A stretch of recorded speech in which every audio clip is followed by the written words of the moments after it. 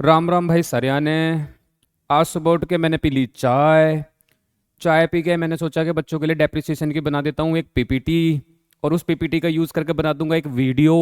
और वीडियो बना दूंगा ऐसी जिसमें वन शॉट में ही पूरा डेप्रिसिएशन चैप्टर हो जाए ख़त्म। तो इस वजह से मैं आपके सामने लेकर आ गया हूँ एक वीडियो जो कि है डेप्रिसिएशन से रिलेटेड। अंकित भाई का भी मैं हूँ बहुत बड़ा फैन, क्योंकि उन्होंने 75 डे का चैलेंज लेके 150 दिन पूरे कर दिए हैं और अभी करे जा रहे हैं। बहुत ही टफ होता है। बहुत टफ होता है कि अगर आप कोई चैलेंज लो उसको पूरा करना, जैसे कि हमने भी सोचा था कि करेंगे लेकिन हो नहीं पाया हमसे, है ना। तो इस वजह से मैंने उनकी तरीके से बोलने की कोशिश की। कॉपी तो नहीं कर सकते पूरी पर, लेकिन कोई बात नहीं, थोड़ा सा अब प्रयास कर रहा था। तो बच्चों, स्वागत है आपका हमारे यूट्यूब चैनल पे। आज की क्लास में हम क्लास 11th का चैप्टर नंबर 15, जिसमें हम डेप्रिसिएशन चैप्टर को एक ही वीडियो में खत्म करने की कोशिश करेंगे। और ये वीडियो काफी है। काफी है का मतलब काफी है। आपको इस वीडियो के अलावा और कुछ एक्स्ट्रा एफर्ट नहीं डालने, मतलब और कुछ नहीं देखना है, ना किसी ट्यूशन वगैरह में पढ़ने की जरूरत है। खुद से थोड़ी सी प्रैक्टिस करने की आवश्यकता होगी, जो कि आपको अपनी बुक के क्वेश्चंस की करनी ही होगी, जो कि करनी चाहिए भी, है ना। तो हम अपना बिना समय खराब किए आज स्टार्ट करते हैं एक चैप्टर। चैप्टर का नाम है डेप्रीशिएशन। और डेप्रीशिएशन में सबसे पहले एक टर्म यूज की जाती है, जिस टर्म का नाम होता है डेप्रीशिएशन। देखो जी, डेप्रीशिएशन। डेप्रीशिएशन का मतलब क्या होता है, तो ये आपने पहले भी सुना होगा। डेप्रीशिएशन का मतलब होता है जब fall in the value of tangible assets. जो टेंजिबल एसेट्स मतलब जिनको देख सकते हैं, टच कर सकते हैं, फिजिकल जिनकी एग्जिस्टेंस होती है, उसको हम क्या बोलते हैं, टेंजिबल एसेट बोलते हैं, जिसको अब प्रॉपर्टी, प्लांट एंड इक्विपमेंट भी बोला जाता है। तो continuous reduction in the value of property और एसेट जो कि टेंजिबल होती हैं, लगातार उनकी वैल्यू घटती चली जा रही है। तो सवाल आता है, उनकी वैल्यू लगातार क्यों घटती चली जा रही है। तो बात ऐसी है कि जिन एसेट्स को आप यूज करते हो, तो यूज करने की वजह से क्या होना चाहिए, उनकी वैल्यू में डाउनफॉल होना चाहिए। क्यों? आपने कोई मोबाइल खरीदा, आपने कोई गाड़ी खरीदी, आपने कोई भी चीज अगर परचेज की, तो अगर आप उसका इस्तेमाल करते हो तो क्या उसकी वैल्यू रिड्यूस होगी? नहीं होगी, ऑब्वियसली होगी। तो उसका मतलब पहला रीजन तो हो गया यूसेज। दूसरा, अगर आप इस्तेमाल ना भी करो, आप लाओ और लाकर रख दो, और 4-5 महीने, 6 महीने, 1 साल बाद आप उसी चीज को सेल करने जाओ, तो जितने की आपने परचेज की थी उतने की बिकेगी नहीं, क्योंकि टाइम बीत गया। फ्लक्स ऑफ टाइम बोलते हैं इसको। या फिर यूज करते हैं तो वियर टीयर होता है, एक्सीडेंट हो सकता है, या फिर ऑब्सोलेसेंस। ऑब्सोलेसेंस का मतलब टेक्नोलॉजी में चेंज आना। टेक्नोलॉजी की वजह से भी आपके एसेट पे की वैल्यू रिड्यूस हो सकती है, फॉल हो सकती है। तो हम ये कह सकते हैं कि कंटिन्यूस रिडक्शन होना due to wear and tear, accident, fall in the market price, passage of time, time का बीत जाना। तो ये टेंजिबल एसेट्स की कुछ एग्जांपल्स हैं, जैसे कि ये कार है, थार नहीं है, ये कार है। उसके अलावा बिल्डिंग, और इधर की तरफ आपके पास बना हुआ है फर्नीचर। ये कैसा फर्नीचर है भाई? चलो जी, थोड़ा अजीब सा फर्नीचर है। आपको कुछ अजीब लग रहा है इसमें? देखो क्या अजीब लग रहा है, मैं बताता हूं।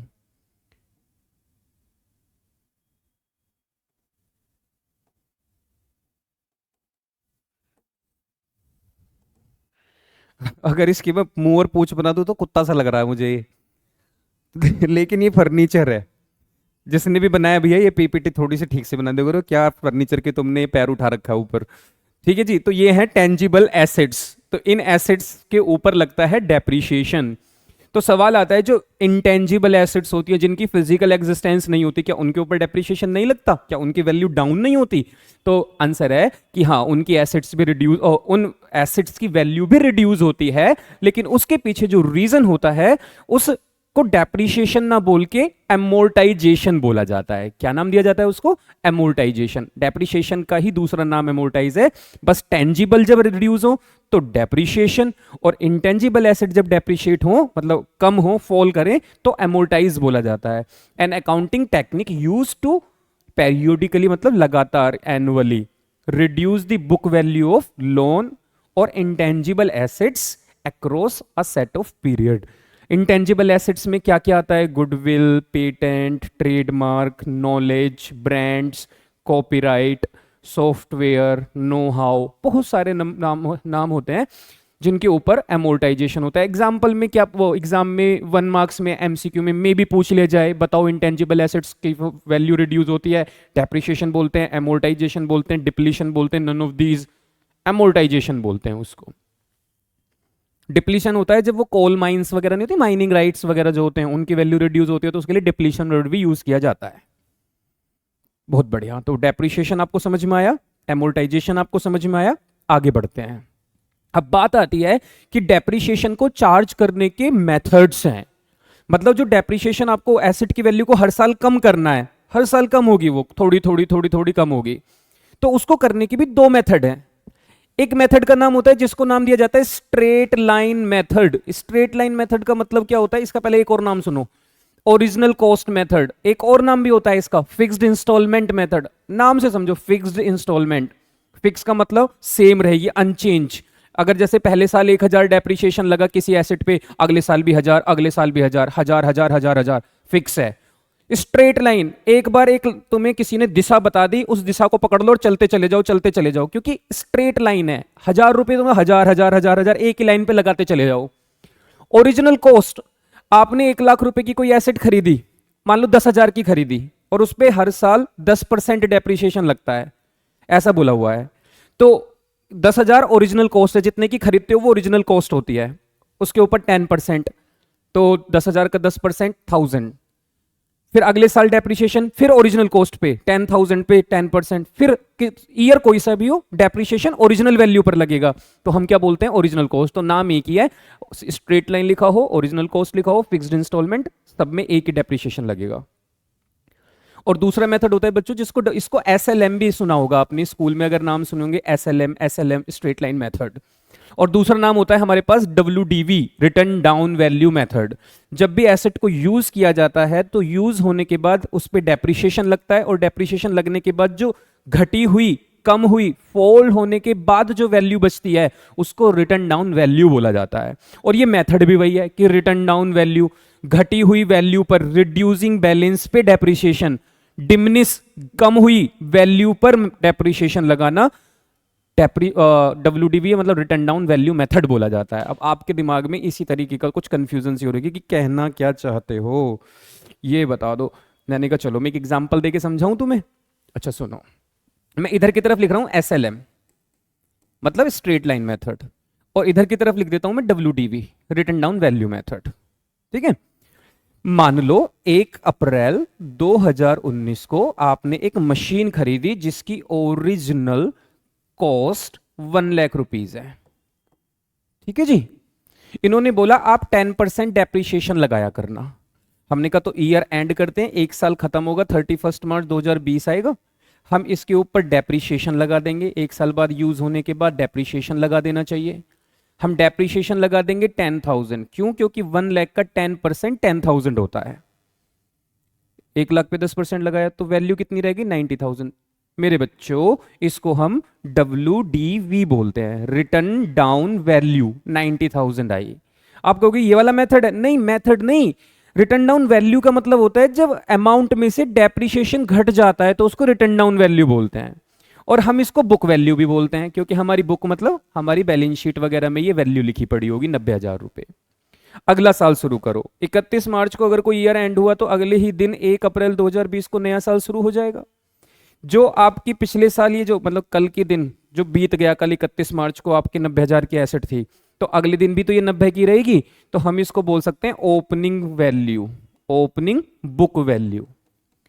साल के शुरुआत में हमारी एसेट की वैल्यू कितनी है, 90। हमने इसको फिर से अगर पूरे साल यूज किया, 31 मार्च 2021 आ गया, हम इसके ऊपर फिर से डेप्रिसिएशन लगाएंगे। मेथड कौन सा है बच्चों, स्ट्रेट लाइन, एसएलएम। एसएलएम का मतलब हर बार डेप्रिसिएशन फिक्स रहेगा, हर बार ओरिजिनल कॉस्ट 1 लाख को ही डेप्रिशिएट करना है, तो 1 लाख का 10% अगेन 10,000, तो आपकी एसेट की वैल्यू कितनी रह गई, 80,000। तो मैं इसको फिर से क्या WDV बोल सकता हूं, रिटर्न डाउन घटने के बाद वाली वैल्यू। ठीक है, अगर मैं इसके बाद एक और साल की अकाउंटिंग करके दिखाऊं, अगर मेरा साल 31 मार्च को खत्म हुआ तो अगले ही दिन शुरू हो जाएगा, क्या मैं इसको फिर से ओपनिंग बुक वैल्यू बोल सकता हूं, बिल्कुल बोलना ही चाहिए, 80,000। क्या मैं इसको ईयर को एंड करूं 31 मार्च 2022, क्या मैं इसको फिर से डेप्रीशिएट कर दूं? लगाना ही चाहिए डेप्रीशिएशन। क्या मैं फिर से डेप्रीशिएशन 10,000 ही लगाऊं? क्यों? क्योंकि मेरी एसेट पे ओरिजिनल वैल्यू पे डेप्रीशिएशन। या मैं स्ट्रेट लाइन 10,000 10,000 10,000, या फिक्स्ड इंस्टॉलमेंट 10 है तो 10 ही रहेगा, ये चेंज नहीं हो सकता। तो मैं यहां पे लिख सकता हूं 70,000। तो अगर मुझसे कोई पूछे कि 31 मार्च 2022 को आपकी एसेट की वैल्यू कितनी है बाय द यूजिंग या by the charging depreciation by the using of straight line method, तो मैं ये कह सकता हूं कि मेरी एसेट की वैल्यू 70,000 रुपीज है, क्योंकि मैंने डेप्रिसिएशन 10,000 लगाया। लेकिन क्वेश्चन सडन आपसे कहता है नो एसएलएम नहीं डब्ल्यूडीवी लगाओ, वही वक्त बदल जाए, जज्बात बदल जाएंगे, सारी की सारी इंफॉर्मेशन जो ऐसे आ रही थी आराम आराम से थोड़ा सा उसमें बदलाव आएगा। क्या बदलाव आएगा? देखो जी, मैंने 1 अप्रैल 19 को एसेट खरीदी थी। 1 अप्रैल 19 को मेरी ओरिजिनल कॉस्ट एसेट की कितनी है? 1 लाख। एक साल बीता, 31 मार्च 20 आया, मैंने इसके ऊपर डेप्रीशिएशन लगाया। कितने परसेंट? 10%। तो 1 लाख का 10% ही लगेगा, क्योंकि अभी तो मेरे पास वैल्यू 1 लाख ही है। तो मैंने 10,000 रुपीज माइनस कर दिया, तो मेरी एसेट की वैल्यू कितनी रह गई? 90,000। क्या मैं इसको डब्ल्यूडीवी बोल सकता हूं? बोल के सकता हूं, ये डब्ल्यूडीवी ही होता है। अब अगला साल 31 मार्च 2020 को साल खत्म हुआ, तो 1 अप्रैल 2020 को ही नया साल स्टार्ट हो जाएगा। क्या ये मेरी डब्ल्यूडीवी ही अगले साल की ओपनिंग बुक वैल्यू बनेगी? हाँ जी बिल्कुल बनेगी। 90,000 लिख दिया, कल रात की वैल्यू आज सुबह की भी वैल्यू रहेगी। मैं इसको फिर से पूरे साल यूज करूंगा, 31 मार्च 2021 आएगा, मैं फिर से एक साल बाद इसको डेप्रिशिएट करने जाऊंगा। लेकिन प्यारे बच्चों, इस बार मेथड का नाम क्या है? डब्ल्यूडीवी। और रिटर्न डाउन वैल्यू मेथड का मतलब होता है घटी हुई वैल्यू पर डेप्रिशिएशन, डिमिनिश्ड वैल्यू पर, रिड्यूस्ड हुई वैल्यू पर डेप्रिशिएशन लगाना है। और आप बताओ, घटने के बाद डेप्रिशिएशन 90,000 पे लगना चाहिए ना, तो अब की बार 90,000 का 10% 9,000 होगा। तो मेरी बुक वैल्यू कितनी रह गई इस बार? 81। तो डब्ल्यूडीवी फिर से कितनी हो गई घटने के बाद? अब की बार 81 हो गई। अगर मैं नए साल की स्टार्टिंग करूंगा 1 अप्रैल 21 को, मेरे पास ओपनिंग बुक वैल्यू कितनी है एसेट की? 81। अगर मैं इस पे लगा दूं डेप्रिशिएशन एक साल बाद फिर से 31 मार्च, अब आप कहोगे सर हमने तो सुना है बीच में नई एसेट भी ले लेते हैं, किसी एसेट को सेल भी कर देते हैं। तो मैंने कहा प्यारे बच्चों, पूरी क्लास में भी यही सब कुछ तो सिखाना है मुझे, तो पहले हम छोटी छोटी सी बातें आपको बस बताते चल रहे हैं। ये वन शॉट का मतलब ये नहीं है आए और घास से खोदते चले गए और पल्ले कुछ पढ़ाना, वो नहीं कर रहे। मैं चाहता हूं कि पूरी की पूरी वीडियो में आपको ऐसा समझ में आए कि जैसे आपने बड़ी तसल्ली से समझा है, आपका एक एक पॉइंट मैंने कवर करवाया है, और फिर आप क्वेश्चंस की प्रैक्टिस करो तो आपको कुछ दिक्कतें महसूस हो ना ज्यादा। कोई दिक्कत महसूस हो तो कमेंट का सेक्शन खुला ही है, आपके पास हमारा नंबर भी पहुंच ही चुका होगा, जान पहचान वाले लोग ही देख रहे होंगे वीडियो, मैसेज वैसेज करके पूछ लेना। ठीक है जी। अगर कोई नए लोग देख रहे हैं तो भी उनको नंबर मिल ही जाएगा, व्हाट्सएप वगैरह सबके लिंक हमने, इंस्टाग्राम के और हर चीज़ के लिंक हमने डिस्क्रिप्शन में लिख ही रखे हैं, चिंता करने की जरूरत नहीं है, दिक्कत मत लो, हम हैं। ठीक है जी। तो एक साल फिर से कंप्लीट हुआ तो मुझे डेप्रीशिएशन फिर लगा देना चाहिए। बताओ जी, अब 10% डेप्रीशिएशन लगाना है, लेकिन कौन सी वैल्यू पर? घटी हुई वैल्यू पर। और 2 साल बाद घटी हुई वैल्यू कितनी है? 81,000। तो 81,000 के ऊपर 10% 8100, तो ये रह जाएगा 72,900 डब्ल्यूडीवी। तो यहां कोई मुझसे पूछे by the using of WDV method बताओ आपकी क्लोजिंग वैल्यू कितनी है 31 मार्च 2022 को एसेट की, मैं बोलूंगा 72,900, जबकि यहां पे कितनी थी? 70,000। तो मतलब सर दोनों मेथड्स को यूज करने पे एक से वैल्यू कम आती है और दूसरे से मशीन की वैल्यू ज्यादा बचती है। मैंने कहा क्या करें, यही तरीका है करने का, इसी तरीके से है। तो मतलब एक क्वेश्चन ऐसे भी तो आ सकते हैं थियरी में कि डब्ल्यूडीवी और एसएलएम मेथड में डिफरेंस बताओ, तो मुझे लगा कि क्या पता पूछ लिया जाए आपसे थियरी में, तो मैंने अगले ही स्लाइड पे इन दोनों के बीच का डिफरेंस लिख रखा है। Difference between SLM and WDV method. कहते हैं डेप्रिशिएशन कैलकुलेट किया जाता है एसएलएम मेथड में original cost per fixed asset की, और यहां पे डेप्रिसिएशन चार्ज किया जाता है घटी हुई वैल्यू पर, WDV पर, ठीक है, WDV पे किया जाता है। अगले में लिखा हुआ है amount of depreciation remain the same, हर साल यहां पे डेप्रिसिएशन सेम रहता है, जबकि यहां पे हर साल डेप्रिसिएशन की वैल्यू रिड्यूस होती रहती है हर साल। भाई पहले साल आप चेक करो, पहले साल डेप्रिसिएशन कितना लगा 10, दूसरे साल कितना लगा 9, तीसरे साल कितना लगा 81, तो यहां पे घटता चला जाता है। कहते हैं जो बैलेंस होता है एसेट का वो जीरो हो सकता है एक एक्सपायरी टाइम पीरियड के बाद। आप बताओ यहां पे अगर मैं हर साल डेप्रिसिएशन लगाऊं 10 10 10 10, तो 1 लाख रुपए की मशीन आफ्टर 10 ईयर्स 0 रुपए की हो जाएगी, नहीं हो जाएगी? तो इस मेथड से एसेट की वैल्यू जीरो हो सकती है, हो सकती क्या, हो जाएगी एक टाइम पीरियड के बाद, क्योंकि हर साल एक ही अमाउंट घटती है। लेकिन WDV मेथड से एसेट की वैल्यू कभी जीरो नहीं हो सकती, क्योंकि हम हर बार इस अमाउंट पे, अब 72 पे 10%, फिर जो बचा उसका 10%, तो आखिरी में अगर 0.1 भी आ रहा होगा उसका भी 10% निकाला जाएगा। इसका मतलब यहां पे कभी जीरो नहीं हो सकती वैल्यू। लिखा हुआ है the balance in the asset account will not reduce to zero, zero तक नहीं जा सकता घटने के बाद। ठीक है जी। उसके बाद हमारे पास आगे लिखा हुआ है easy to calculate the rate of depreciation. यहां पे डेप्रिसिएशन का रेट भी आराम से कैलकुलेट किया जा सकता है, जो कि मैं आपको अगली ही स्लाइड पे सिखाऊंगा कि अगर आपके पास 10%, 12%, 8% डायरेक्टली लिखा हुआ नहीं है अगर क्वेश्चन में, जैसे अभी तो हमने क्वेश्चन में आपको बताया कि मशीन 1 लाख की थी, 10% रेट है, अगर क्वेश्चन में रेट ना लिखा हो तो कैसे होगा? तो वो आराम से कैलकुलेट किया जा सकता है अगर SLM मेथड हो। और अगर WDV मेथड हो तो थोड़ा डिफिकल्ट है, और क्योंकि डिफिकल्ट है तो इसलिए सिलेबस में है ही नहीं, आपके चिंता करने की जरूरत नहीं है। WDV मेथड सिलेबस के बाहर की चीज है, सिर्फ SLM मेथड है। और आसान आसान चीजें 11वीं के बच्चों को कराई जाती हैं। बहुत लकी बच्चे हो बच्चे आप।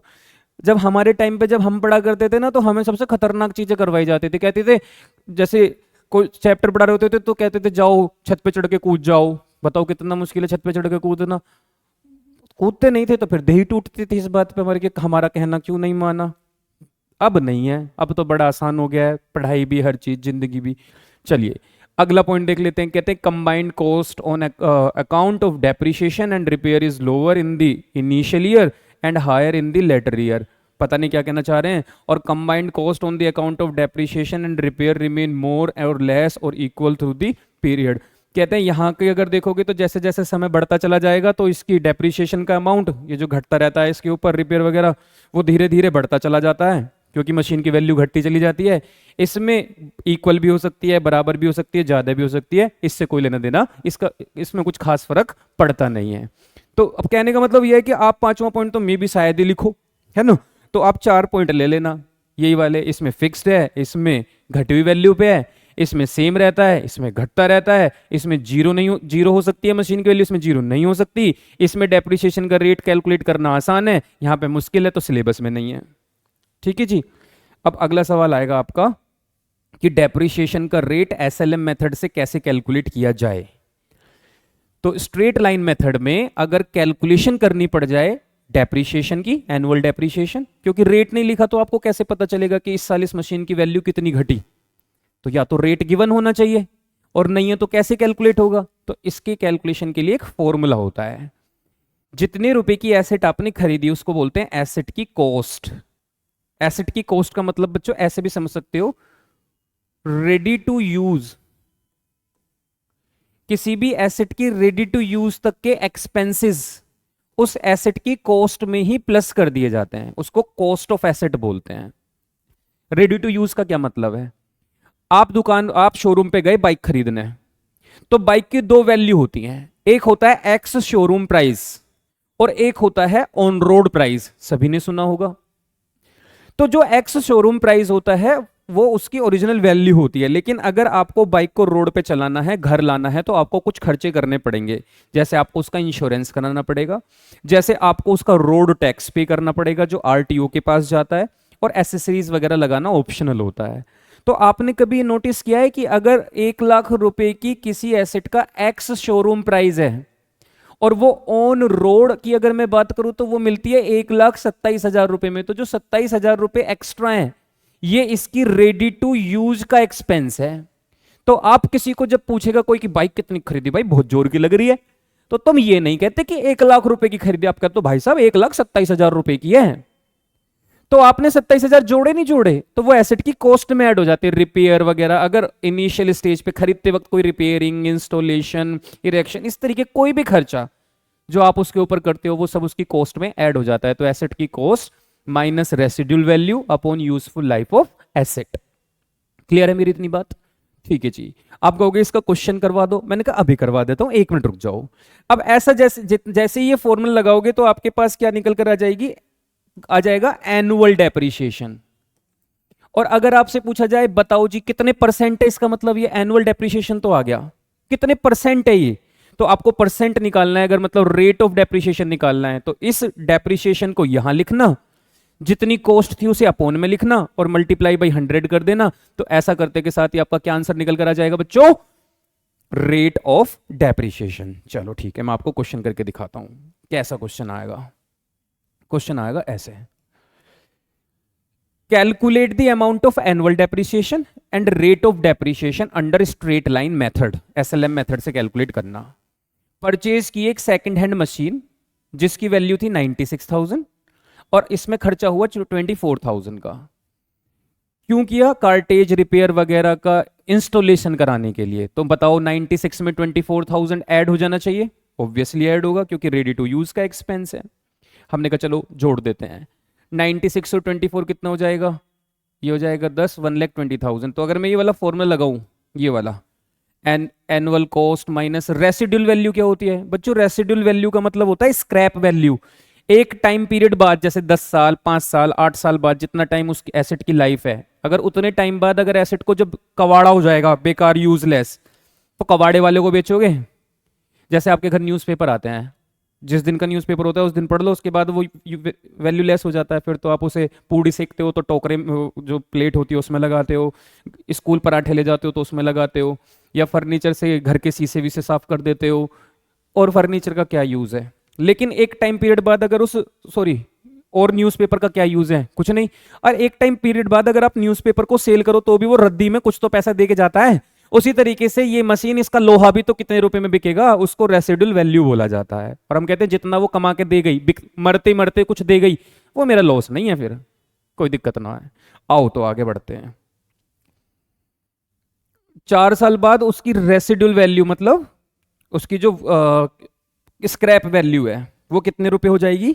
72,000 है। चलो जी, हमने कहा अगर एनुअल डेप्रिसिएशन निकालना है तो कॉस्ट ऑफ एसेट दोनों को जोड़ो, 1,20,000 minus scrap value, residual value 72,000, divide by useful life. कहते हैं 4 साल ही इसकी कीमत है, वो 4 साल ही इसकी लाइफ है। 4 साल बाद ये एसेट बेकार हो जाएगी और 72 में बिक भी जाएगी। हमने कहा 1,20 में से 72 माइनस करो बच्चों, कितना आ जाएगा? 48,000। 48,000 डिवाइड बाई 4, 12,000। तो ये 12,000 रुपए क्या आंसर निकल कर आ गया? Annual depreciation. अगर तुमसे कोई पूछे रेट और बता दो जरा, रेट ऑफ डेप्रिसिएशन कितने परसेंट है ये, हम कहेंगे annual depreciation 12,000 divide by cost of asset 1,20,000 multiply by 100। 12 एकम 12 और 0 एज इट इज 10%। बताओ जी, आया मजा? निकले 10%। ये 1,20 कहां से आया मेरे प्यारे बच्चों? इन दोनों का टोटल, जो आपने 96 और 24,000 की एसेट खरीदी थी ना, उन दोनों को जोड़ दो। 24 उसमें खर्च करने पड़ गए रेडी टू यूज बनाने में, तो वो उसकी कॉस्ट में जुड़ जाता है, 1,20 आ गया। क्लियर है इतनी बात? आगे बढ़े, बहुत बढ़िया। देखो जी, कितना शानदार क्वेश्चन आपके सामने प्रेजेंट है।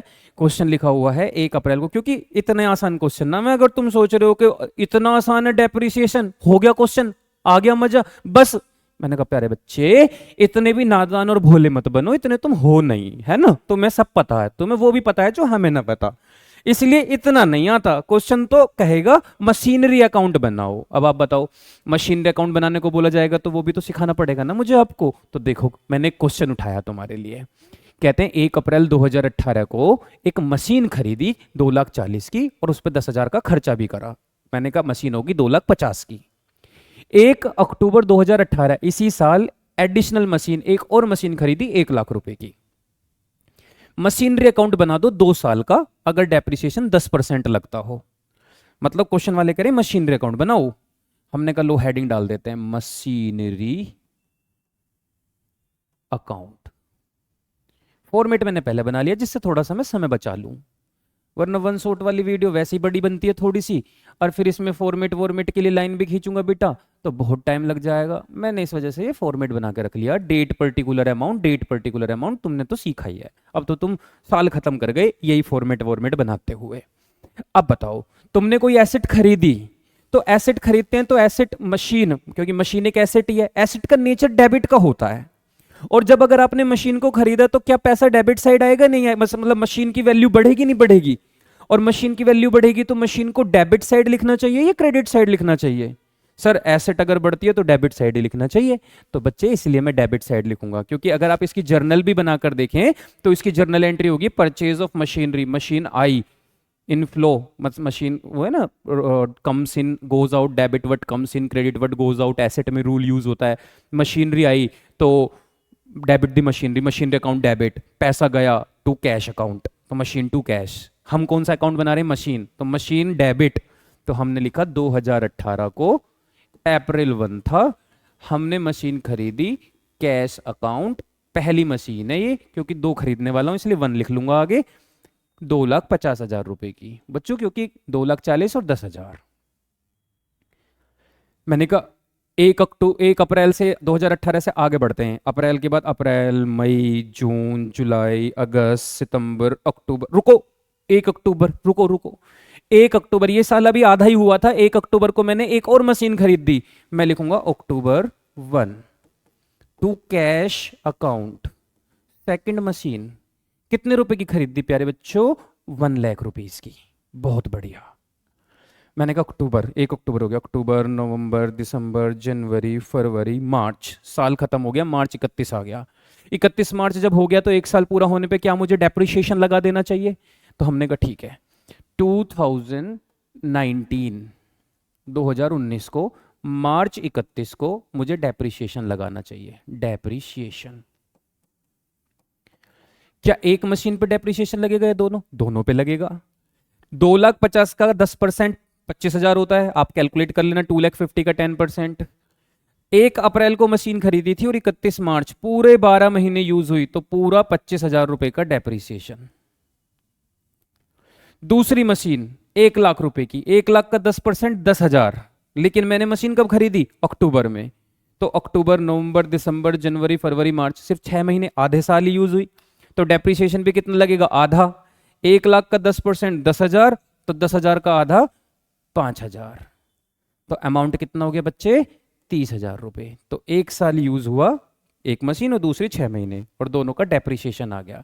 अब मैं अगर आपसे पूछूं एक साल के बाद, मतलब 31 मार्च को डेप्रिसिएशन घटाने के बाद आपके पास मशीन का closing balance, balance CD, CD का मतलब होता है क्लोज करना, इस बैलेंस को अब अगले साल के लिए भेज दो, अब इतनी इतनी मशीन बची है कैरी कर दो अगले साल के लिए, कैरी डाउन सीडी। तो बताओ कितने कितने की मशीन तुम्हारे पास बच रही हैं? तो ये बताएंगे 2,50,000 वाली मशीन 25 माइनस होकर 2,25,000 की रह गई होगी। देखो पहली मशीन 2,50,000 रुपए की थी शुरुआत में, 25,000 इस पे पूरे साल का डेप्रिसिएशन लगा, कितने की रह गई होगी? 2,25,000 रुपए की। और अगर मैं दूसरी मशीन की बात करूं तो कितनी खरीदी थी? 1,00,000, शुरुआत में 1,00,000 की थी, 5,000 इस पे डेप्रिसिएशन लगा, तो बताओ घटने के बाद डब्ल्यूडीवी कितनी रह गई होगी? 95,000। और अगर मैं पूछूं दोनों का टोटल, टोटल कितने की मशीन है अब आपके बिजनेस के अंदर? भाई मशीन तो बिजनेस में दो है ना, दोनों की वैल्यू कितनी है तो जोड़ के बाहर लिख दो। आप कहोगे सर 3,20,000। बहुत बढ़िया, बस हो गई अकाउंटिंग, ऐसा होती है एक साल की अकाउंटिंग पूरी। दोनों को जोड़ दो, 3,50,000, 3,50,000। एक साल खत्म होने के बाद अब आपका ये धर्म है कि सीडी को बीडी लिखना होता है। अगर 31 मार्च को कोई भी अकाउंट क्लोज हुआ और उसका क्लोजिंग बैलेंस आया तो आपको उस क्लोजिंग बैलेंस को ओपनिंग बैलेंस लिखना होता है। ये आपका धर्म है, आप भूलना मत। सब भूल जाओ, सुबह को रोटी खाना भूल जाओ, नाश्ता करना, लंच ले जाना भूल जाओ, आप मंदिर गए आपने चप्पल उतारी और आप चप्पल पहनना भूल जाओ, लेकिन सीडी को बीडी लिखना मत भूलना। तो 2019 को अगर साल खत्म हुआ तो 2019 में ही मार्च 31 के अगले दिन, 2019 मार्च 31 का अगले दिन 1 अप्रैल को सीडी बन जाता है बीडी, और अमाउंट लिख दिया जाता है 3,20,000। क्यों? क्योंकि इस सीडी को ही वापस बीडी लिखा है। पहली मशीन 2,25,000 रुपए की है और दूसरी मशीन 95,000 रुपीज की है। ठीक है जी। बस अब कहते हैं 2 साल की अकाउंटिंग करनी थी, एक की तो हो गई, अब दूसरे साल की करते हैं।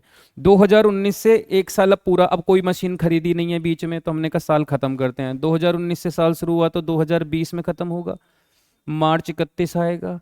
क्या हमें डेप्रिसिएशन लगा लेना चाहिए? क्योंकि साल खत्म होगा तो डेप्रिसिएशन लगता है मशीनरी के ऊपर, दोनों मशीन पे लगेगा। कौन सा मेथड है बच्चों? Straight line. और एसएलएम मेथड कहता है हर बार ओरिजिनल कॉस्ट भी नाम है ना इसका, फिक्स्ड, हमेशा फिक्स्ड इंस्टॉलमेंट, हमेशा ओरिजिनल वैल्यू पे डेप्रिसिएशन लगेगा। बताओ ओरिजिनल वैल्यू कितनी है? 2.5 लाख का 10% कितना होगा? 25,000। 1 लाख, 1 लाख का 10% कितना होगा? 10,000। अब कुछ बच्चों का दिमाग खराब हो जाएगा यहाँ, क्योंकि हैं एक बात बताओ, चलो इसका तो 25,000 समझ में आता है, सेम है, इसका 5,000 क्यों ना लिखा? तो मेरे बच्चे पिछले साल, जिस साल पिछले साल 5,000 लिखा है, उस साल भी मैंने 10,000 ही डेप्रिसिएशन लिखना था, लेकिन उस साल ये अक्टूबर की वजह से, अक्टूबर से मार्च 6 महीने ही इस्तेमाल हो पाई थी। लेकिन अगले साल, जिस साल में ये अप्रैल में मेरे पास दोनों मशीन है 1 और 2, तो अप्रैल से लेके मार्च तक अब की बार तो दोनों मशीन पूरे पूरे साल इस्तेमाल हुई, तो अब की बार दूसरी मशीन पे भी तो पूरा डेप्रिसिएशन लगना चाहिए। ठीक है, तो आगे बात समझ में। तो अमाउंट कितना लिख दूंगा मैं? 35,000। अब अगर मैं आपसे पूछूं बताओ बैलेंस सीडी करो, क्योंकि ये तो था डेप्रिसिएशन, डेप्रिसिएशन के बाद बैलेंस सीडी भी तो करना होता है। तो अब हम क्या करेंगे इसको, मार्च 31 को बाय बैलेंस सीडी, दूसरे साल के एंड में अब कितना कितना बैलेंस बच रहा है जो कैरी किया जाएगा अगले साल के लिए। तो 2,25,000 के ऊपर 25 डेप्रिसिएशन लगा तो 2 लाख रह गया होगा, और 95,000 पे 95 पे 10,000 लगेगा तो 85 रह जाएगा, और दोनों का टोटल बिजनेस में 2,85,000 की अभी भी मशीन है। हमने कहा चलो जी टोटल, दोनों तरफ का टोटल भी करना होता है, डबल लाइन लगा के क्लोज करते हैं इसको। 3,20,000, 3,20,000। बताओ क्या नहीं भूलना, सीडी। आप कहोगे 2 साल तो पूरे हो गए, अब भी बीडी लिखना है? मैंने कहा हाँ, लिख के छोड़ना है, सीडी को बीडी लिखो। 2020 में साल शुरू हुआ तो 2020 में ही अगले ही दिन नया साल स्टार्ट हो जाएगा, और बैलेंस सीडी बन जाएगा बैलेंस बीडी। राजू बन गया माइटी राजू। 2 लाख रुपए की एक एसेट और 85,000 रुपीज की दूसरी एसेट, टोटल आ गया 2,85,000। बहुत बढ़िया, शानदार, माइंड ब्लोइंग। तो अब थोड़ा सा इसको मैं छोटा करके देखूं, अगर तुम्हें समझ में आ जाए तो। लो, ये था पूरा क्वेश्चन और क्वेश्चन का solution. Prepare of machinery account, ये हेडिंग भी लिखी हुई थी इसमें। तो ये है बच्चों पूरा का पूरा सौदा आपके सामने प्रेजेंट, ये है मैटर। आया समझ में? मुझे उम्मीद है आया होगा समझ में। तो बड़ा आसान था। अब आप कहोगे सर इतना आसान, ये तो अभी भी कोई मुश्किल नहीं लग रहा। क्या करना है, मशीन खरीदो, एक की जगह 2 खरीद ली, उसका डेप्रिसिएशन लगाओ, डेप्रिसिएशन घटा के वैल्यू लिख दो, ये काम करना तो इतना मुश्किल है नहीं। मैंने कहा बच्चे इसमें थोड़ी सी क्वेश्चन एडिशन और कर देता है, क्वेश्चन तुम्हें सांस ठीक से लेन नहीं देगा। जब जब तुम खुश होने की कोशिश करोगे, क्वेश्चन तुम्हारे लिए सरप्राइज लेकर खड़ा होगा। कैसा सरप्राइज? तो देखो अगले क्वेश्चन में। क्वेश्चन मैंने सेम लिया है, उसके अंदर कुछ लाइनें ऐड की हैं, जैसे कि 1 अप्रैल को 2,40,10,000 की एसेट, फिर 1 अक्टूबर को एक और एसेट 1 लाख खरीदी, और मैंने यहाँ पे फुल स्टॉप के बाद लिख दिया था 2 साल की का मशीन अकाउंट बनाओ। मैंने इसी क्वेश्चन को थोड़ा सा मॉडिफाई किया, आपकी बुक में भी है वैसे ही क्वेश्चन, उसी में से देख के मॉडिफाई किया है कि 1 अक्टूबर 2020, 18 के बाद सीधे 20 में मशीन जो कि 2018 अप्रैल में खरीदी थी, अप्रैल 2018 में, इसको तुमने 1,43,000 में बेचा, और इसी दिन आपने एक और मशीन खरीदी 2 लाख की, और मशीनरी अकाउंट दोबारा बनाओ 4 साल का। मैंने एक ऐसा क्वेश्चन बना दिया इसी में ही। वैसे तो मैंने फॉर्मेट बना रखा है इसका, तो मैं आपको समझाने की कोशिश करता हूं कि जो हमने पिछले अकाउंट में, रुको पहले इसको मशीनरी अकाउंट इसको लिख लो, पहले फॉर्मेट सा पूरा अच्छा सा लिख लो, मशीनरी अकाउंट, ये वाली side debit side, date, particulars, amount, date, particulars, amount. अब सुनो, 2020 2020 कहाँ गया, 2020 अक्टूबर को इन्होंने एक डिसीजन लिया कि हम एक मशीन बेच देंगे जो हमने 2018 में खरीदी थी, जो परचेज की थी अप्रैल 2018 में। क्या प्यारे बच्चों, 1 अप्रैल 2020 तक मेरे पास जो बैलेंस बीडी है, ये 2 साल की अकाउंटिंग तो जैसे यहां पे हमने करी थी यहां पे भी एज इट इज ही होगी ना।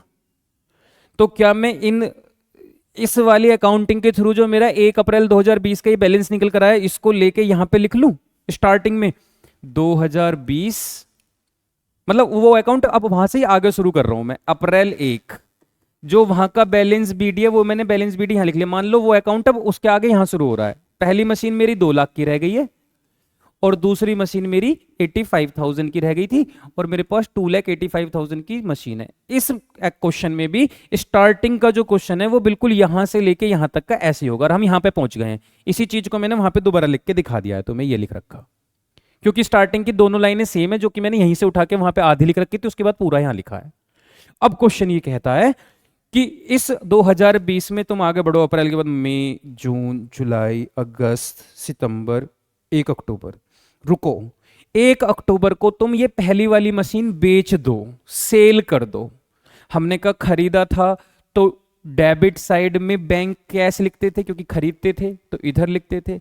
बेचेंगे तो इधर, क्योंकि एसेट जब बेचेंगे सेल कर देंगे तो कम हो जाएगी और एसेट का नेचर डेबिट का होता है, घटाने के लिए कम करने के लिए उसे क्रेडिट साइड लिखा जाता है। तो हमने कहा इधर आओ, 2020 को अक्टूबर 1 को आप इसको बेच दो और बेच के कैश ले लो। मैंने पहली मशीन बेच दी, कितने रुपए में, 1,43,000 में। खरीदा था तो कैश गया, कैश इधर लिखते थे, बेचेंगे तो कैश आएगा इधर लिख देंगे। आप कहोगे कैश आएगा तो क्रेडिट में क्यों लिख रहे हो? मैंने कहा मैं तो मशीन को क्रेडिट करके दिखा रहा हूं, पैसे की वजह से मशीन गई। लेकिन इंपॉर्टेंट चीज बच्चों जो तुम ध्यान नहीं दे रहे हो, पता नहीं क्यों नहीं दे रहे हो, अगर ये मशीन मैंने अप्रैल के बाद पहले 6 मंथ अक्टूबर तक यूज करके बेची तो क्या 6 महीने का इसके ऊपर डेप्रिसिएशन भी तो लगा होगा पहले। 6 महीने इस्तेमाल करने पे क्या इसकी वैल्यू कम नहीं हुई होगी? बिल्कुल हुई होगी सर। कितनी कम हुई होगी तो बताओ? पूरे साल का डेप्रिसिएशन 25, तो आधे साल का डेप्रिसिएशन कितना सर? 12,500। एसएलएम में तो 25 ही लगता है डेप्रिसिएशन पूरे साल का, लेकिन मैंने इसको क्योंकि आधे साल यूज किया है तो आप डेप्रिसिएशन भी कितना लगाएंगे? आधा। अब एक और चीज बताओ जरा, 2 लाख रुपए की मशीन, कितने रुपए की मशीन है? 2 लाख, उस पे 12,500 का डेप्रिसिएशन लग गया। कहीं करें रफ में? लो यहां करते हैं। 2 लाख रुपए की इस साल की शुरुआत में मशीन, 12,500 का इस पर लग गया डेप्रिसिएशन, तो कितने की रह गई? आप कहोगे सर ये रह गई होगी 1,87,500 की, और 1,87,500 की चीज को मैं 1,43,000 में बेच आया मार्केट में, मुझे फायदा हुआ नुकसान? आप कहोगे सर 500, 7 में से 3 गए 4 और 8 में से 4 गए 4, 44,500 रुपये का नुकसान हुआ। मैंने कहा अगर तुम्हें ये बात समझ में आ गई तो बहुत ही बढ़िया बात है, 44,500 का लॉस। अब कैलकुलेशन वगैरह में कोई तुम्हें मिस्टेक लगे तो कोई बात नहीं, कमेंट में लिख देना और भी बच्चों को समझ में आ जाएगा। तो हम यहाँ लिखेंगे प्रॉफिट एंड लॉस अकाउंट और ब्रैकेट में लिख देंगे लॉस। लॉस हो गया कितने रुपए का?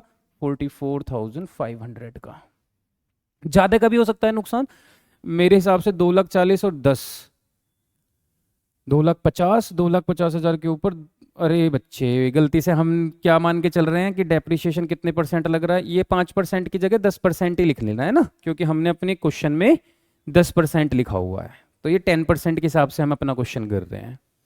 तो कितना लॉस आएगा बच्चे? 44,500। अगर आप अपनी बुक में देखोगे इस क्वेश्चन को, शायद वहाँ 5% है, तो उसके हिसाब से आप आंसर देखो कि सर ये तो मैच नहीं हो रहा, क्योंकि हमने परसेंट बदल रखी है, 10% लिख रखा है। ठीक है, मशीन तो बिक गई। कहते हैं इसी डेट पे आप एक और मशीन खरीदो 2 लाख रुपए की। हमने कहा ठीक है आओ खरीदते हैं। Debit side October 1 to bank account machine number 3 डाल रहे हैं इसको। आप कहोगे एक तो चली गई दूसरी तो है, मैंने कहा कोई बात नहीं, एक हमारी एक ही है, वो यादों में है। अब बेशक हमारे बिजनेस में नहीं है, लेकिन मैं पहली मशीन तो उसी को ही मानूंगा। मैंने कहा तुम थी, अब बेशक नहीं हो मेरे पास। तो ये तीसरी मशीन खरीद ली मैंने 2 लाख रुपए की। अब साल को खत्म करते हैं, 2020 में साल स्टार्ट हुआ तो 2021 में खत्म होगा, मार्च 31 को। मैं क्या करूंगा बच्चे, डेप्रीशिएशन लगाऊंगा। मैं डेप्रीशिएशन कितना लगाऊंगा, दूसरी मशीन और तीसरी मशीन, पहली तो बिक गई।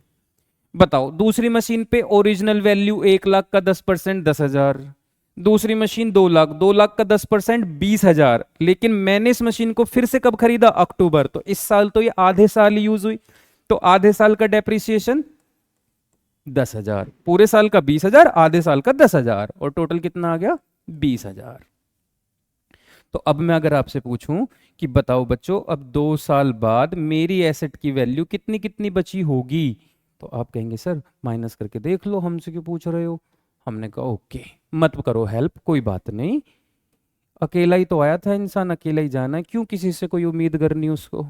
बैलेंस सीडी, पहली मशीन कितने की थी 85, 85 में से 10 हटा दो 75 की रह गई। ये मशीन कितने की थी 2 लाख, 2 लाख में से 10,000 कम हो गए 1,90,000 रुपए। दोनों का टोटल 2,65,000। चलिए जी 3 साल खत्म हो गए। अब आपका होमवर्क क्या है इस क्वेश्चन में, इसको 4th ईयर का अकाउंटिंग आपको करनी है, इस अकाउंट को आगे कैरी करना है, चौथे साल की अकाउंटिंग और करनी है आपको, क्योंकि 4 साल की अकाउंटिंग बोली थी क्वेश्चन ने। पहले आप इस सीडी को अपने धर्म को फॉलो करोगे, धर्म का पालन करते हुए बीडी लिखोगे। उसके बाद अब इस साल करंट ईयर जो चल रहा है, अब जो चलेगा यहां से यहां 21 से 22, उसमें आपने ना कोई नई मशीन खरीदी ना कोई मशीन बेची, तो आपने इन्हीं दोनों मशीनों को पूरे साल यूज किया होगा, तो उनको डेप्रिशिएट कर देना और डेप्रिशिएशन के अलावा अपना आंसर निकाल लेना। आया पॉइंट समझ में, बहुत बढ़िया, आगे बढ़े। चलिए अगला टॉपिक आता है हमारे पास, प्रोविजन फॉर डेप्रिशिएशन। बहुत इंपॉर्टेंट टॉपिक है, जनरली स्कूल वाली टीचर्स मैडम सर जो भी होते हैं वो इस टाइप के क्वेश्चंस आपसे जरूर पूछते हैं, ठीक है। तो जब वो इस टाइप के क्वेश्चंस पूछते हैं आपसे तो आपको फिर प्रॉब्लम आती है। तो बहुत बच्चों को तो यही डाउट होता है ये प्रोविजन क्या है, कैसे होता है। चलिए तो आप पहले ये जो बोर्ड पे लिखा हुआ है इसको पढ़ो, मैं पानी पी लूं।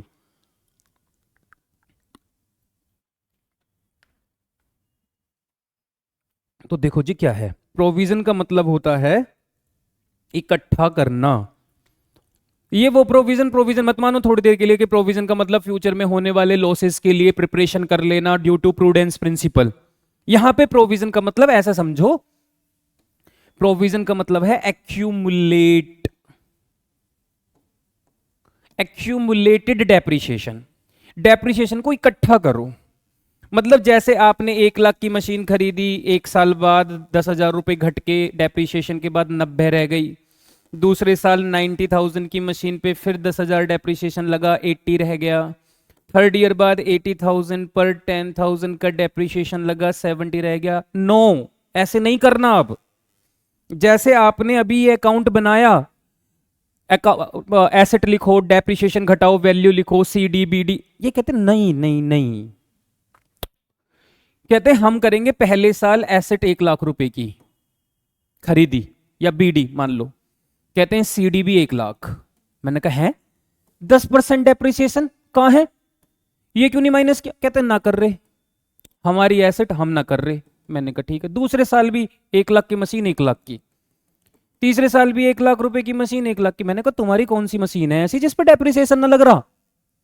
भाई अगर तुम एसेट को यूज करोगे तो डेप्रिसिएशन तो लगना चाहिए ना। तुम 1 लाख 1 लाख 1 लाख 3 साल पूरे हो गए, मशीन तुम्हारी 1 लाख की, कह रहे समझो, हम डेप्रिसिएशन को घटा के नहीं दिखा रहे, हम डेप्रिसिएशन को इकट्ठा कर रहे हैं, एक्यूमुलेट कर रहे हैं। और इस एक्यूमुलेट करने के लिए हम एक अकाउंट बना रहे हैं जिसको प्रोविजन फॉर डेप्रिसिएशन अकाउंट बोल रहे हैं हम। मैंने कहा मतलब, कहते हैं पहले साल 1 लाख की मशीन 1 लाख की दिखी है, लेकिन इसमें पहले साल हमने यहां पे 10,000 रुपए भेज दिए थे, वहां पे पोस्ट कर दिए थे डेप्रिसिएशन के अंदर। मैंने कहा अब से क्या होगा, क्या लगे अब तुम देख लो, हमने डेप्रिसिएशन 10,000 लिख रखा है पहले साल एसेट 1 लाख की, 1 लाख में से 10,000 घटा के किसी को भी बता देंगे, 1 साल बाद हमारी 90,000 की एसेट। मैंने कहा तो ये चौचला करने की जरूरत क्या है जब डायरेक्ट घटा के दिखा सकते हैं। कहते हैं हमारा जी क्योंकि हमारे पास एक ऑप्शन है ये कि हम अलग से भी लिख सकते हैं। लिख लो, कोई बात नहीं। क्वेश्चन अगर कह देगा प्रोविजन, तो तुम्हारे पास भी कोई ऑप्शन नहीं रहेगा, इसके पास तो ऑप्शन है। अगर क्वेश्चन आ गया प्रोविजन फॉर डेप्रिसिएशन अकाउंट बनाओ, तुम्हारे पास ऑप्शन ना है कि हम ना बना रहे, बनाना पड़ेगा, ध्यान रखना। उसी तरीके से दूसरे साल भैया सेकंड ईयर में फिर 10,000 डेप्रिसिएशन लग जाएगा, लेकिन अब ये कहेंगे 10,000 इस साल का और 10,000 पिछले साल का जुड़ के मेरा डेप्रिसिएशन कितना हो गया, 20। इस अकाउंट का मतलब है डेप्रिसिएशन को इकट्ठा करना, हर साल 10,000 जोड़ता चलेगा। थर्ड ईयर में डेप्रिसिएशन 10 लगेगा, कहेंगे 20 हमारे पास पहले से ही था, डेप्रिसिएशन हो जाएगा 30,000। कोई तीसरे साल बाद इनसे पूछे तुम्हारी एसेट कितने की, तो ये कहेंगे 1,00,000 की ओरिजिनल वैल्यू है, 30,000 इस पर डेप्रिसिएशन लग गया है 70 की। जैसे कि घटा के दिखाते तो भी 70 ही दिखता, लेकिन हमने डायरेक्ट माइनस ना करके हमने इकट्ठा कर रखा है उसको, तो प्रोविजन फॉर डेप्रिसिएशन अकाउंट अलग बनता है, और मशीनरी अकाउंट में फिर बीडीसीडी सेम लगते हैं, उसमें फिर अलग अलग नहीं करते। आओ देखते हैं क्वेश्चन, कहते हैं following balances appear in the books of Priyank brothers.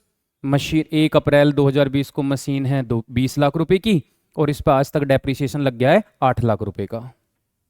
हमने कहा फिर 1 अप्रैल 2020 को, तो देखो मशीन 20 लाख की जब कभी खरीदी होगी, अब से 5 साल 10 साल 15 साल 8 साल पहले, तब भी ये कितने की खरीदी होगी, 20 लाख की खरीदी होगी। आप कहोगे सर इस पर डेप्रिसिएशन जो लगा वो माइनस नहीं कर रखा, इसमें से अलग से दिखा रखा है, 8 लाख रुपए इकट्ठा कर रखा है। 1 अप्रैल तक मशीन है 20 लाख की, खरीदी हुई कभी भी खरीदी हो, इसमें 1 मशीन 2 मशीन 5 मशीन हो सकती हैं, और उन मशीनों पे आज तक डेप्रिसिएशन जुड़ चुका है 8 लाख। 1 अप्रैल 2020 को एक मशीन बेच दी, कितने रुपए की, 8700। थोड़ा गलत लिखा हुआ है, इसको थोड़ा करेक्ट कर देते हैं हम, अमाउंट थोड़ा सा टेढ़ा मेढ़ा लिखा है, मतलब बहुत थोड़ा सा अमाउंट लिखा हुआ है, कम कर देते हैं, वैल्यू को थोड़ा चेंज करो, क्योंकि लाखों वाला क्वेश्चन है तो लाखों में ही लिखो इसकी वैल्यू, ऐसे कर लो। एक मशीन हमने सेल कर दी, मान लो 2 लाख रुपीस की, जिसको हमने परचेज किया था अब से 2016 में खरीदा था, अब से 4 साल पहले 5 लाख रुपीस का, ऐसे लिख लो, 5 लाख की खरीदी थी। आपको कहते हैं प्रोविजन फॉर डेप्रिसिएशन अकाउंट बनाओ और मशीनरी, दो अकाउंट बनाने हैं, डेप्रिसिएशन 10% है, एसएलएम मेथड है।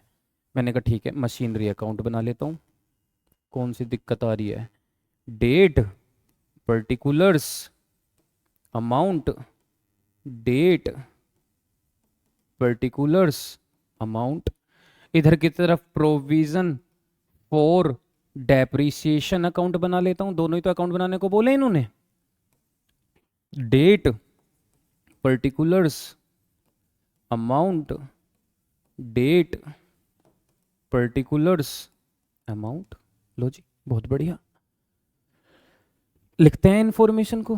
भाई मशीनरी अकाउंट है तो मशीन का बैलेंस तो डेबिट साइड लिखा जाता है, 2020 अप्रैल 1 टू बैलेंस, शॉर्ट में बैल का मतलब BAL का मतलब बैलेंस BD, कितने रुपए है, 20 लाख, 20 लाख रुपए की मशीन है, और इसी तारीख को इस पे आज तक जो डेप्रिसिएशन जुड़ गया है, तो बेटा इसको क्रेडिट साइड लिख लेना, 2020 अप्रैल 1 बाई बैलेंस BD। आपका अगला क्वेश्चन होगा कि क्रेडिट साइड क्यों, क्योंकि मशीन का नेचर डेबिट है और इस पे जो चीजें जुड़ माइनस होनी चाहिए थी जो जुड़ गई हैं, तो लॉस अपने आप इकट्ठा होते होते क्रेडिट का नेचर बन जाता है उसका, क्योंकि हम मशीन को माइनस करके दिखाना चाहते हैं। तो 20 लाख में से 8 लाख रुपए कम हो चुका है, तो उसका मतलब उसका क्रेडिट बैलेंस है, ये डेबिट में से क्रेडिट साइड लिखोगे तभी माइनस का माना जाएगा, तो हमने 8 लाख रुपए लिख दिया ये, ठीक है जी। ये ओपनिंग बैलेंस लिखे हुए थे 2020 1 अप्रैल को। अब देखो क्वेश्चन में क्या लिखा हुआ है, कहते हैं एक मशीन तुमने बेच दी 2 लाख रुपए की, जिस मशीन को तुमने 5 लाख में खरीदा था 2016 में। सवाल समझना इनका, 1 अप्रैल 2016 में एक 5 लाख की मशीन खरीदी थी तुमने, इसको आपने 1 अप्रैल 2020 में बेच दिया 2 लाख रुपए में, 10% डेप्रिसिएशन लगता ही है।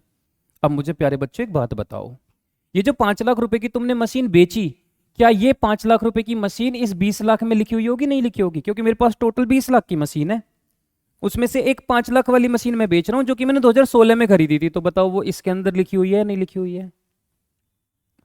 और 2016 से 2020 तक इस पे जितना भी डेप्रिसिएशन लगा होगा, क्या वो इस डेप्रिसिएशन में लिखा हुआ होगा 8 लाख के अंदर? ही नहीं लिखा हुआ होगा। और जब मैं मशीन को बेच रहा हूं तो क्या इस 20 लाख में से मुझे मशीन हटानी चाहिए नहीं हटानी चाहिए? क्योंकि जो मशीन बिक गई क्या वो उसे लिख के रखूं? अब नहीं, बेचना है तो हटाओ। और अगर वो मशीन बेच दी तो क्या उसका डेप्रिसिएशन अपने पास लिखा रहने दूं या उसको भी हटाऊं? आप कहोगे उसको भी हटाओ। तो मुझे यहां से डेप्रिसिएशन हटाना है और यहां से मशीन हटानी है। देखो कैसे हटाऊंगा, पहले डेप्रिसिएशन चेक कर लेते हैं कितना लगा। 5 लाख की मशीन के ऊपर भाई 2016 से 17, 17 से 18, 18 से 19, 19 से 20, 4 साल। 1 साल का डेप्रिसिएशन होता है 50,000, 4 साल का डेप्रिसिएशन हो गया 2 लाख। 5 4 जो 20। मैंने कहा चलो जी मशीन बेचते हैं तो इधर क्रेडिट साइड में बेचते हैं। 2020 में 1 तारीख को मुझे पैसा मिला होगा कैश अकाउंट। कितने रुपए मिले होंगे? 2 लाख रुपए, क्योंकि मैंने 2 लाख में बेची। लेकिन मैंने कहा अभी तक इस पर डेप्रिसिएशन भी तो लगा, इसमें से डेप्रिसिएशन हटाओ। अगर क्रेडिट में कोई वैल्यू और उसमें से हटाना है कोई तो डेबिट साइड में लिखेंगे। मैंने कहा इसमें से मैं मशीनरी के नाम से कुछ पैसा निकाल दे रहा हूँ 2 लाख रुपए। आप कहोगे सर 2 लाख क्यों निकाला? क्योंकि बेटा इस पे अभी तक कितना डेप्रिसिएशन लग चुका है? 2 लाख रुपए का डेप्रिसिएशन लग चुका है। तो मैंने कहा 2 लाख रुपए निकाले, इस 2 लाख रुपए को इधर ले आओ। हमने कहा आज तक का प्रोविजन फॉर डेप्रिसिएशन जो इस पे लगा वो भी 2 लाख। 5 लाख की मशीन पे 2 लाख तो डेप्रिसिएशन लग गया। तो कितने की बिकनी चाहिए थी? 3 लाख। 3 लाख की जगह कितने में बेच आया मैं मार्केट में? 2 लाख। तो क्या मुझे लॉस हुआ? P&L लॉस, 1 लाख रुपए का नुकसान हो गया। बहुत बढ़िया, मशीन बेच दी, डेप्रिसिएशन उसका हटा दिया। साल को खत्म कर देते हैं, ईयर क्लोज। 2020 में साल शुरू हुआ तो 2021 मार्च 31 को खत्म होगा। Balance CD। 2 लाख में से 5 लाख की मशीन तो 1 तारीख को साल के शुरू में बिक गई थी। तो क्या पूरे साल मेरे पास बस ये 15 लाख की मशीन रही होंगी जिनको मैंने बैलेंस CD लिखा? बहुत बढ़िया। दोनों तरफ 20 लाख, 20 लाख। क्या CD को BD बनाना मेरा धर्म है? आप कहोगे सर एक काम रह गया। मैंने कहा चलो बाद में बता देना, ये तो तब भी BD CD तो करना ही है, लिख लो। आप कहोगे सर जिस 2 लाख में से अगर 5 लाख की मशीन तो शुरू में ही बिक गई थी 1 तारीख को ही, जो 2 लाख में बिकी, 2 लाख का नुकसान, 1 लाख का नुकसान, 2 लाख का डेप्रिसिएशन, जो 15 लाख की मशीन तुम्हारे पास बच रही है ये वाली, क्या ये आपने 1 अप्रैल से लेके पूरी 31 मार्च तक यूज ना करी? मैंने कहा करी है। तो तुम कहोगे क्या इसका डेप्रिसिएशन लगा होगा इस साल? मैंने कहा लगा होगा। कहाँ दिखाया तुमने? मैंने कहा मैं दिखाने ही वाला था बच्चों, मैं BD CD लिखने में व्यस्त हो गया था ना, तुम ऐसे मत करो। आप मुझे बताओ, मैंने ये तो बताया डेप्रिसिएशन को यहां जोड़ते हैं। हमने कहा जो पूरे साल यूज करने पे डेप्रिसिएशन लगा मार्च 31 को वो मैं इधर डाल दूंगा। बताओ 15 लाख रुपए की एसेट पे 10% 1.5 लाख रुपए का डेप्रिसिएशन लगेगा। भाई पूरे साल 15 लाख की मशीन है, 10% का रेट है, 15 लाख का 10% 1.5 लाख रुपए बनता है। हमने कहा जोड़ो 15 लाख और 8 लाख, 2,30,000। नहीं ये तो 8 लाख है ना, 9,50,000। अरे यार वन शॉट में गलतियां नहीं होनी चाहिए क्योंकि फिर टाइम लग जाता है, वीडियो हो जाती है लंबी। फिर 8 लाख और 1,50,000, 9,50,000। 9,50,000 में से 2 लाख घटा दूं तो कितना बचेगा? 7,50,000। तो 2021 मार्च 31 क्लोजिंग डेट, अप्रैल से शुरू हुआ तो 1 मार्च में खत्म होता है। मेरे पास कितना बैलेंस बचा? 7,50,000। क्या CD को BD लिखना होता है? बिल्कुल लिखना होता है, बाई बैलेंस BD 7,50,000। बहुत बढ़िया। तो अगर आपके पास क्वेश्चन आ जाए प्रोविजन, स्क्रीनशॉट ले लो इसका, अगर आपके पास क्वेश्चन आ जाए प्रोविजन फॉर डेप्रिसिएशन वाले टॉपिक में से तो आपको उसको इस तरीके से करना होगा। क्लियर मेरे प्यारे बच्चों? बहुत बढ़िया। आपको मजा आ रहा है? आ रहा है। कम आ रहा हो तो भी आपको सीखना है, पढ़ना है ना। तो जरूरी नहीं है पढ़ना है तो आप कोई डांस कर रहा हो सामने, एंटरटेनमेंट फुल हो रहा हो तो ही समझोगे। कभी कभी थोड़ी सी बोरिंग क्लास को भी समझना पड़ता है। मुझे लग रहा है कि इंटरेस्टिंग टॉपिक है, उतना तुम्हें मुश्किल नहीं लग रहा होगा। आगे बढ़ते हैं। इसके बाद हमारे पास लिखा हुआ है return down value method, WDV method. कितना आसान मेथड है ये। क्वेश्चन लिखा हुआ है मशीनरी अकाउंट बनाना है। हमने कहा बन जाएगा, दिक्कत क्या है? डेबिट और credit, date, particulars, amount, date, particulars, amount, यही तो फॉर्मेट है। ठीक है। कहते हैं बाबू भाई ने क्या करा। बाबू भाई, अरे बाबू तुम कहाँ मशीनरी में आ गई, फोन वोन चलाओ ना बाबू। ने परचेज की है 1 अप्रैल 2020 को 6,000 रुपए की मशीन। खरीद दो बच्चों, बाबू ने खरीदी है, प्यार से करना सवाल है ना। 2020 अप्रैल 1, टू कैश अकाउंट एक मशीन खरीदी 6,000 रुपए की। 1 अक्टूबर 2020 को ऑल्सो परचेज अनदर मशीन। 1 अप्रैल, सॉरी अक्टूबर, गलती करवा रही हो बाबू। चलो अक्टूबर 1 फिर से कैश अकाउंट एक और मशीन खरीदी 5,000। 1 अक्टूबर 2021 को, मतलब अब तो साल पहले ख़त्म करते हैं, 2020 में साल शुरू हुआ, 2021 मार्च 31 को ईयर ख़त्म होगा। क्या बच्चों डेप्रिसिएशन लगेगा? लगेगा। पहली दूसरी दोनों मशीन पे लगेगा? लगेगा। 6,000 का 10% 600 रुपये, 5,000 का 10% 500। लेकिन कब खरीदी? अक्टूबर में, तो आधा डेप्रिसिएशन 250। क्या बैलेंस सीडी होगा? होगा। बाई बैलेंस सीडी 1 और 2। 6,000 में से 600 जाएंगे 5,400, 5,000 में से 250 जाएंगे 5,750। लिख दो बाहर 50, 7 4 11, 5 5 10 और 11, एक साल खत्म। 11,000 है।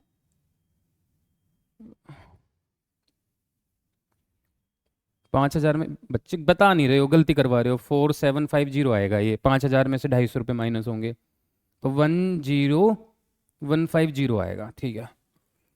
धर्म क्या कहता है? बैलेंस सीडी को बीडी बनाया जाए।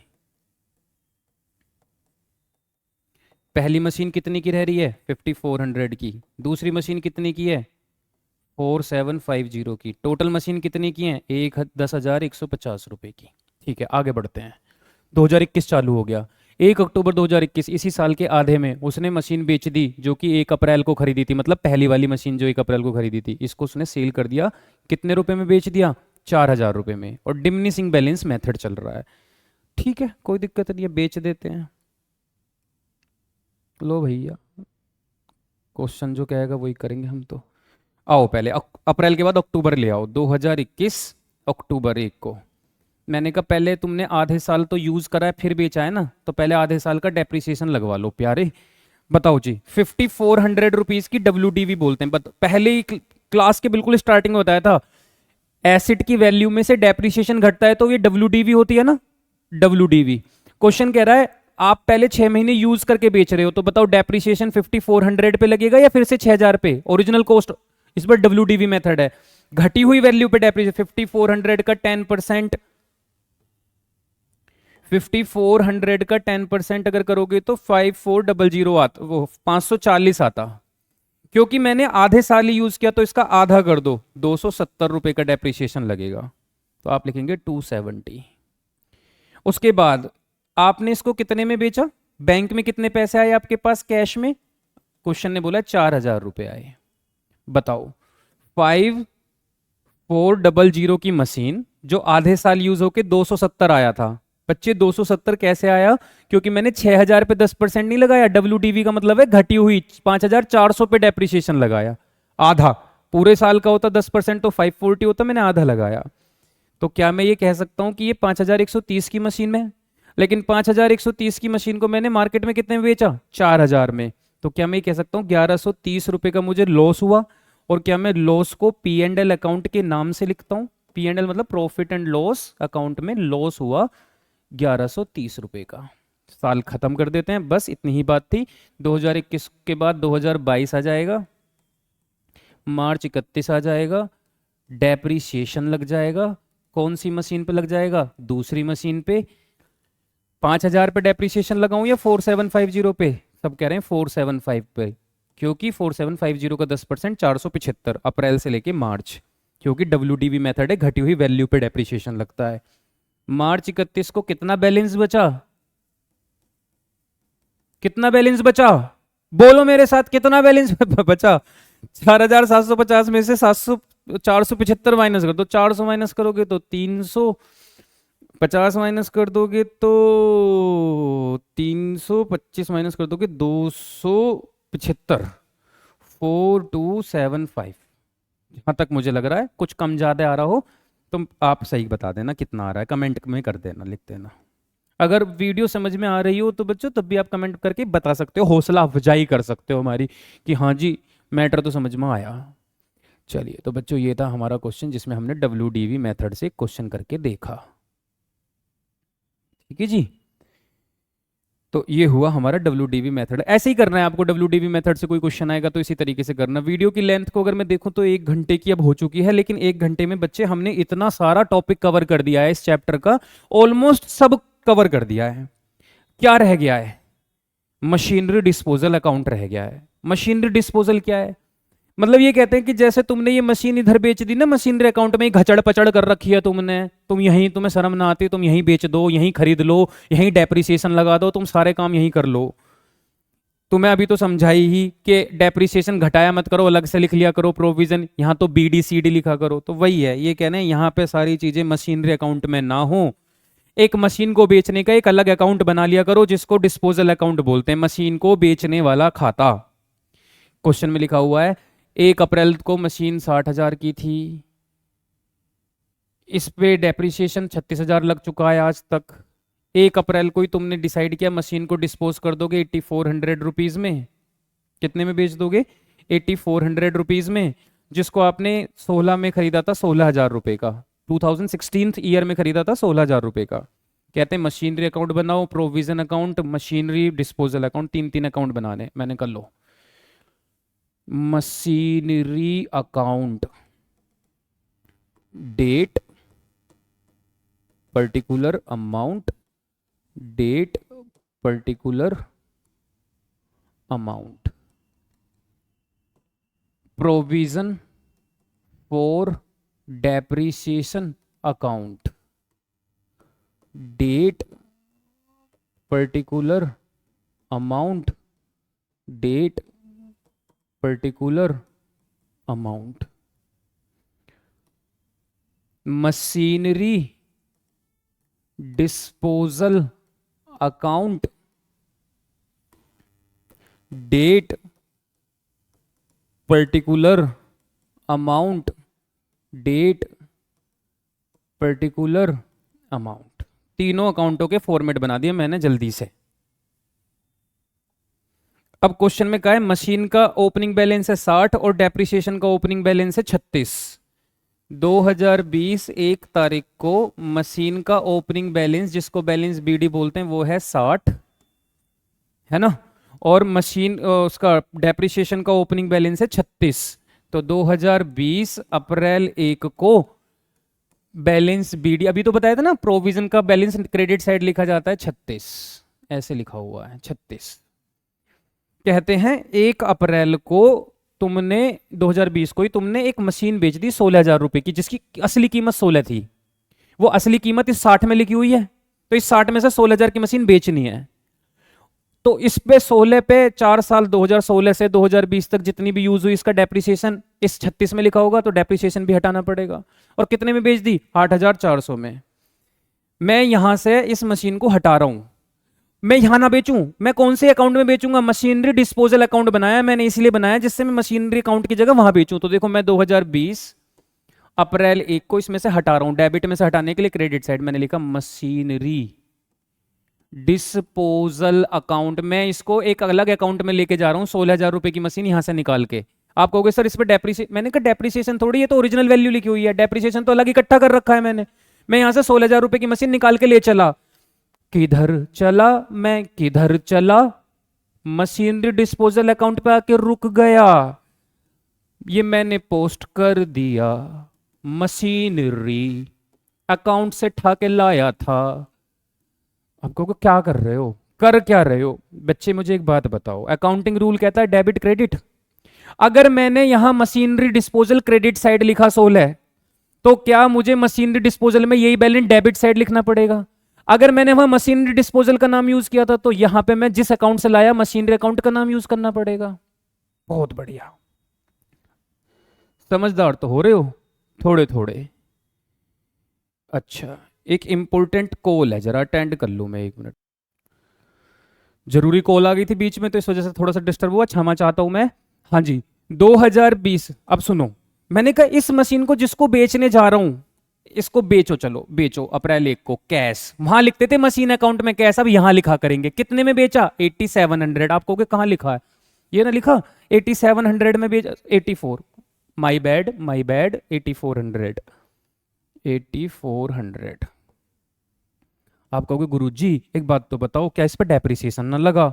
मैंने कहा अगर 16,000 की खरीदी थी 4 साल पहले, 10% के हिसाब से 1 साल का 1600, तो 4 साल का 6,400 डेप्रिसिएशन बनता है, और वो इसके अंदर लिखा है, तो क्या इसमें से निकालूं। आओ जी निकालो, क्योंकि मशीन ही बेच दी तो डेप्रिसिएशन रख के क्या करूंगा, अप्रैल 1 कहाँ लेके जाऊं। पिछली बार मशीनरी डिस्पोजल, वो मशीनरी अकाउंट में ले गया था क्योंकि मेरे पास डिस्पोजल अकाउंट नहीं था। इस बार मैं मशीनरी डिस्पोजल अकाउंट में लेके जाऊंगा 6,400। आप बताओ किधर चला मैं, किधर चला, मशीनरी डिस्पोजल की तरफ आके रुक गया।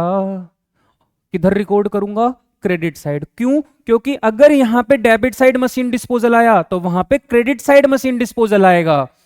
6,400, और कौन से अकाउंट से ठा के लाया हूं इस पैसे को, प्रोविजन फॉर डेप्रिसिएशन अकाउंट से लाया हूं प्यारे बच्चों।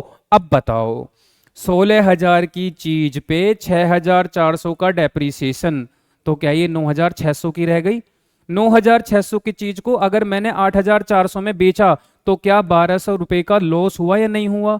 तो 1 अप्रैल को मैं लिखूंगा लॉस ऑन सेल या फिर P&L अकाउंट, 1,200 रुपए। करो टोटल, 16,000, 16,000, इसका टोटल, इसका टोटल से पहले इसका टोटल करो। 2020 के बाद 2021 मार्च 31। आपको अगर डेप्रिसिएशन मैंने कहा इकट्ठा करेंगे, यहाँ थोड़े लिखेंगे, यहाँ तो सीधा बैलेंस सीडी लिखते हैं। 60 में से 16 की मशीन गई, कितनी की रह गई, 44। अब सीडी को बीडी आपको करना है, आपका धर्म है, मेरा ना है ये। मैं तो कर चुका पूरे 11वीं 12वीं में, यही करा मैंने। लेकिन आप मुझे बताओ 60 में से 16 की मशीन तो बिक गई थी, तो क्या 44,000 की मशीन पे डेप्रिसिएशन लगा होगा पूरे साल का, लगा होगा। यहां लिखू ना उसको, इधर इकट्ठा करते हैं ना। 44,000 रुपए के ऊपर डेप्रिसिएशन कितना लग जाएगा, 4,400। चलो जी जोड़ो। अब मैं जल्दी जल्दी इसलिए कर रहा हूं क्योंकि एंड पे है हमारा टॉपिक। 2021 मार्च 31 को बैलेंस सीडी, इसमें से घटा देंगे कितना आ जाएगा, 34,000। सीडी को इधर बीडी लिख देना। लो बच्चों स्क्रीनशॉट लो, पहले क्वेश्चन का लो, बुक में ही है वैसे तो आपकी, फिर इसका स्क्रीनशॉट लो, इसका लो, ये लो, आ गया। Thank you, thank you so much. ठीक है जी, तो मुझे उम्मीद है कि बच्चों आपको डेप्रिसिएशन चैप्टर बहुत अच्छा समझ में आया होगा। थोड़ा कम भी आया होगा तो वो इसलिए क्योंकि आपको प्रैक्टिस करनी पड़ेगी, आपका बहुत अच्छा डेप्रिसिएशन हो जाएगा, है ना। इसी तरीके से मैं कोशिश करूंगा कि धीरे धीरे चैप्टर्स वाइज आपके लिए एक वीडियो, प्यारी सी वीडियो लेकर आऊंगा जिसमें मैं आपका सारा कंसेप्ट क्लियर कराया करूं। कोशिश करूंगा, मैं चैलेंज ले लेता हूं, फिर मुझ पर होता नहीं है।